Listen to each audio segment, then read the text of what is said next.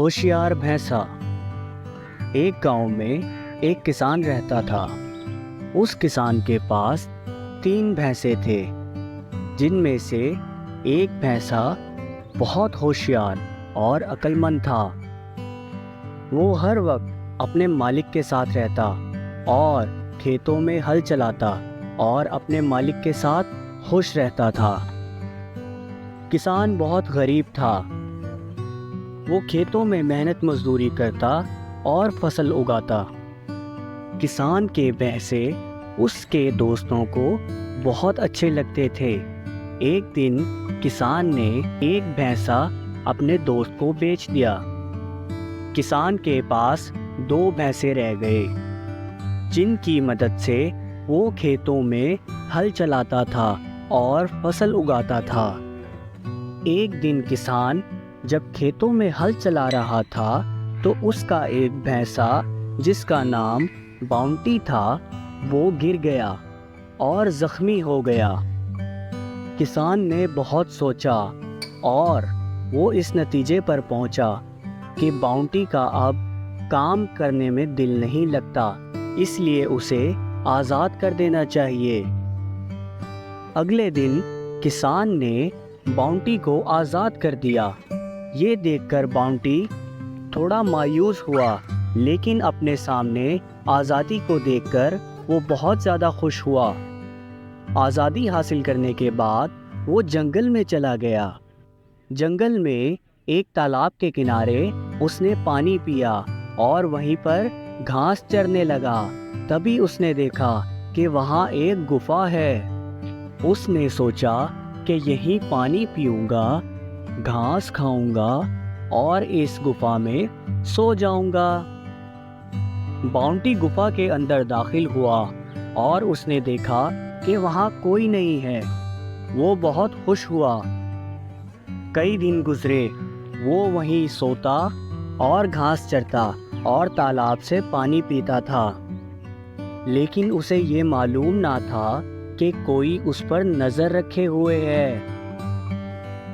گھریلو ہونے کی وجہ سے باؤنٹی بہت معصوم جانور تھا اور اسے یہ علم نہیں تھا کہ جنگل میں جنگلی جانور کتنے خطرناک ہوتے ہیں۔ جنگل میں ایک لومڑی تھا۔ وہ لومڑی باؤنٹی کی روزمرہ مصروفیات کو غور سے دیکھتا تھا۔ لومڑی نے سوچا کہ یہ بہت معصوم جانور ہے اور اسے معلوم ہی نہیں کہ یہ کس کی گفا میں رہ رہا ہے۔ ایک دن لومڑی بھینسے کے پاس گیا اور اسے کہا کہ تم یہاں نئے معلوم ہوتے ہو، تمہیں معلوم ہے کہ میں یہاں جنگل کا راجا ہوں۔ یہ سن کر بھینسا ہنسنے لگا اور اس لومڑی کو کہا کہ تم مجھے بیوقوف سمجھتے ہو؟ کہ کیا تم مجھے بیوقوف سمجھتے ہو؟ میں ایک سمجھدار جانور ہوں اور مجھے معلوم ہے کہ تم اس جنگل کے راجا نہیں ہو۔ یہ کہہ کر باؤنٹی وہاں سے چل دیا۔ باؤنٹی کی بات سن کر لومڑی غصے میں آ گیا اور اس نے باؤنٹی سے بدلہ لینے کا سوچا۔ ایک رات باؤنٹی جب گفا میں آرام کر رہا تھا تو اس نے ایک آواز سنی۔ اس نے گفا کے ایک سوراخ میں سے باہر دیکھا تو اسے باہر شیر نظر آیا۔ وہ گھبرا گیا اور گھبراہٹ کے مارے کانپنے لگا۔ اس نے سوچا کہ اس گفا کا مالک شیر ہے اور وہ واپس آ گیا ہے اور وہ مجھ پر حملہ کر دے گا۔ باؤنٹی نے کچھ دیر صبر اور سمجھداری کا مظاہرہ کیا اور اس نے سوچا کہ شیر مجھے نہیں دیکھ سکتا، لیکن میں شیر کو دیکھ سکتا ہوں۔ اس نے گفا کے اندر سے زور سے آواز لگائی اور زور زور سے بولنے لگا اور کہنے لگا کہ باہر ایک شیر آیا ہے۔ وہ جب اندر آئے گا تو ہم اس پر حملہ کر دیں گے اور اس کو کھا جائیں گے۔ اس سے ہم دونوں کا پیٹ بھر جائے گا۔ ہا ہا ہا ہا، تم صحیح کہہ رہے ہو۔ चलो बाहर जाकर शेर पर हमला कर दें। ये सुनकर शेर डर गया और कांपने लगा। फिर बाउंटी ने कहा कि शेर को अंदर आने दो, हम उस पर हमला कर देंगे, उसे नहीं मालूम कि हम अंदर मौजूद हैं। बाहर खड़ा शेर ये सुनकर डर गया और कांपने लगा और वहां से दुम दबाकर भाग गया। शेर को भागता देख बाउंटी ने सुख का सांस लिया और वहां सुकून से सो गया। अगले दिन लोमड़ी शेर से जा टकराई। शेर डर गया और उसने कहा कि अरे ओ लोमड़ी, तुमने तो मुझे डरा दिया।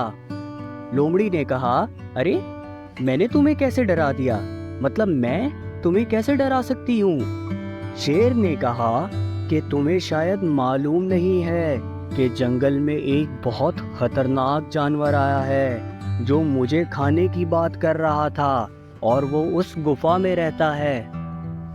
ये सुनकर लोमड़ी हैरान हुई और उसने कहा कि उस गुफा में तो एक भैंसा रहता है और उसके अलावा वहाँ कोई नहीं रहता।